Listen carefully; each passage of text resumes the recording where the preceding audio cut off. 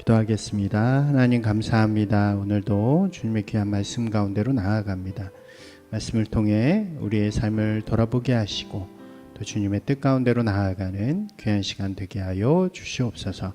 감사드리며 예수님 이름으로 기도드리옵나이다. 아멘. 네, 안녕하십니까? 오늘은 마태복음 5장의 뒷부분을 함께 나누도록 하겠습니다.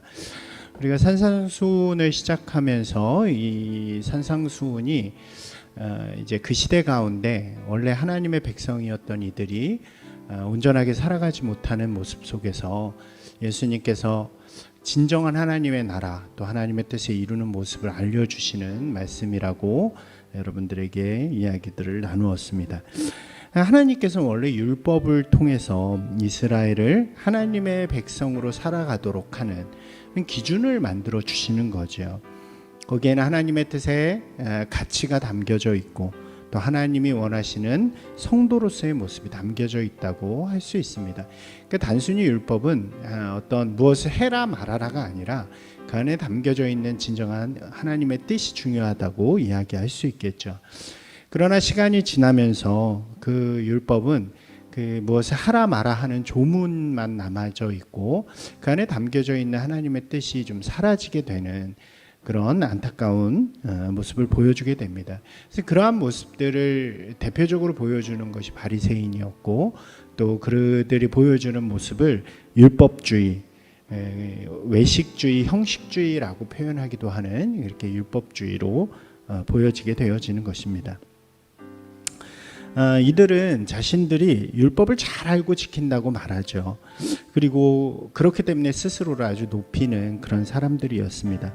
그러나 그러한 모습으로는 예수님께서 말씀하시는 진정한 하나님의 나라, 천국을 이루어갈 수 없는 것입니다. 산상수훈에서 예수님께서는 진정한 하나님의 나라는 하나님의 뜻과 가치를 찾는 것에 있다는 것을 말씀해 주시는 거죠. 그것이 우리 지난 시간에 했던 소금과 빛의 역할이 되어지는 것입니다. 이제 예수님께서는 이 뒷부분에서 5장의 후반부에서 율법에 담긴 진정한 의미를 설명하시게 됩니다.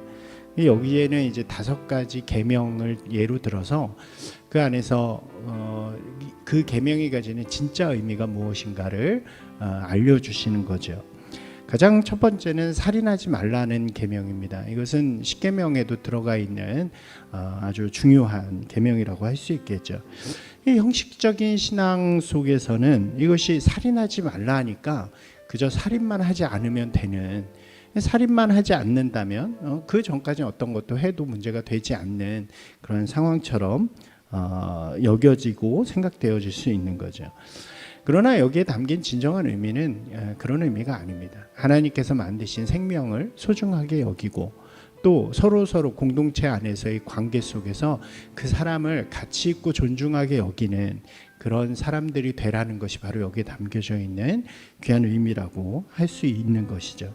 그러니까 단순히 육체적인 어떤 것을 통해서 생명을 뺏는 그런 행위만이 살인이 아니라 사람의 마음을 다치게 하고 어렵게 하고 괴롭게 하는 것도 살인과 같은 일이다라고 예수님께서는 말씀해 주시는 것입니다. 그래서 여기 라가라든가 뭐 그런 표현들이 이제 욕이죠. 요즘도 그런 문제들이 굉장히 많잖아요. 사람의 마음을 괴롭혀서 결국 사람을 죽게 만드는 일들이 많은데 그런 것처럼 한 사람의 마음을 소중하게 여기는 것이 이 계명의 진정한 뜻이다라고 예수님께서는 말씀해 주시는 것입니다. 두 번째 등장하는 계명은 간음하지 말라는 것입니다. 이것 역시 십계명에 들어가 있죠. 이 계명은 이 당시 예전에는 그렇잖아요. 여자의 지위가 굉장히 약하기도 했고 남자에게 속한 것으로 여기기도 되었던 시대입니다. 그러한 시대 속에서 이 간음하지 말라라는 표현은 결혼한 여자, 결혼한 상대와 내통하지 말라라는 의미로 사용되었다고 합니다. 그러니까 그렇지 않으면, 그러한 특정한 상황이 아니면 여성을 함부로 하거나 좀 마음대로 이렇게 다루어도 큰 문제가 되지 않는, 특별히 그 시대가 로마 시대였기 때문에 더욱 그러한 배경 속에서 살 수 있었죠. 그것이 이제 그러한 배경 속에서 율법주의자들은 내가 이것만 지키면 돼, 가늠만 하지 않으면 돼라고 생각할 수 있었다는 거죠. 그 안에 담겨진 것처럼 예수님께서는 여인을 보고 나쁜 생각을 품는 것도, 희롱하는 마음을 갖는 것도 모두 다 가늠하는 것이다 라고 이야기를 해주는 것입니다. 예수님께서 주신 이 귀한 말씀은 여성에 대한 존중이기도 하고 또 한 가정을 순결하게 지켜내는 것에 대한 말씀이기도 한 거죠.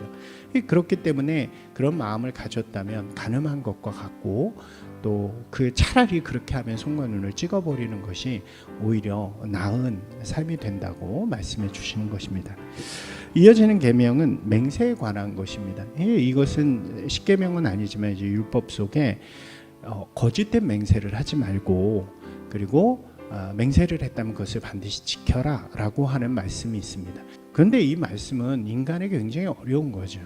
사람은 그렇게 하지 않습니다. 그죠? 맹세를 하면서 거짓된 것과 실제를 구분할 수 없고요. 그리고 미래에 지키지 못할 것들도 오늘 맹세를 합니다. 심지어 하늘에 대해서 하나님을 걸고도 맹세하는 것이 사람의 마음이고, 또 그것을 지키지 못해도 책임지지 않는 것이 사람들의 마음이라고 이야기할 수 있는 것이죠. 그러니까 그렇게 맹세를 했다 지키지 못하면 그것이 죄가 되는데, 그것을 크게 상관하지 않는 시대였다고 할 수 있습니다. 이 율법주의자들은 난 이게 거짓이 아니야 라고만 말하면 되는 거죠. 예수님께서는 그러한 인간의 연약함을 아시고 분명하게 말씀하시는 것입니다. 절대로 맹세하지 마라. 무엇에 대고도, 하늘에 대고도, 하나님의 이름으로도 절대로 맹세하는 사람이 되지 말아라. 그저 이러면 이렇다, 저러면 저렇다 분명하게 이야기하는 사람이 되어라 라고 이야기하는 것입니다. 이것은 하나님 앞에 그리고 사람 앞에서 자신의 한계를 드러내고 솔직하고 진실한 마음으로 살아가라는 것을 분명하게 말씀해 주시는 것이라고 할 수 있습니다. 네 번째는 동해보복법에 관한 거예요. 우리가 잘 아는 것처럼 이에는 이, 눈에는 눈, 이것이 이제 동해보복법이죠. 이 율법의 이 말씀도요, 원래는 약자를 보호하기 위해서 시작된 것입니다. 그러니까 서로 싸움이 붙었을 때 강한 사람이 약한 사람을 피박하게 되면 그 약한 사람이 받은 피해를 받아낼 수 있도록 이 법이 시작되었다라고 할 수 있는데, 굉장히 공정할 것 같았던 이 법이 시간이 지나면서 오히려 강자를 대변하는 법이 됩니다. 법정에 가게 되면 사람들이 돈을 주고 매수를 한 사람들이 이 강하고 부유한 자의 편에 들죠. 그러면 오히려 그 피해는 가난하고 약한 자들에게 주어지는 것입니다. 그렇기 때문에 하나님의 나라를 살아가는 사람들은 자신의 이익을 위해서 그것을 추구하는 사람이 되지 말고, 이렇게 말하죠. 오른뺨을 맞으면 왼뺨도 되어라. 이게 이 말씀의 시작은 너희가 누군가에게 안갚음할 마음을 가지지 말라는 것으로 시작하는 것입니다. 복수하고 싶은 마음, 내 것을 챙기고 싶은 마음을 버리고 다른 이들에게 관용을 베풀고 용서를 베풀고 사랑을 베푸는 사람이 바로 하나님의 나라의 사람이라고 이야기해 주는 것입니다. 마지막 다섯 번째에는 이웃을 사랑하고 원수를 미워하라 라는 것입니다. 이것은 좀 특이한데요. 원래 율법에 이웃을 사랑하라는 말은 있죠. 그러나 원수를 미워하라는 말은 없습니다. 이것은 이 당시에 이웃을 사랑하라라고 하는 표현에 이어지도록 이렇게 규례처럼 사람들이 하는 말이 되어집니다. 굉장히 바리새인적인 표현이죠. 우리 편과 남의 편을 나누고 이제 동료와 적을 가르고 서로 벽을 치는 그런 것이 바로 이 말씀이라고, 이 사고라고 할 수 있습니다. 그러나 율법에서 이야기하는 이웃이라는 표현은 단순히 우리 편만을 이야기하는 것이 아닙니다. 우리 동족만을 이야기하는 것이 아니고요. 여기서 이웃은 원수까지도 포함된 모든 이들을 향한, 하나님을 사랑하고 그 사랑으로 모든 사람에게 사랑을 베풀어라 하는 것이 바로 이 이웃이라는 표현이 되어지는 거죠.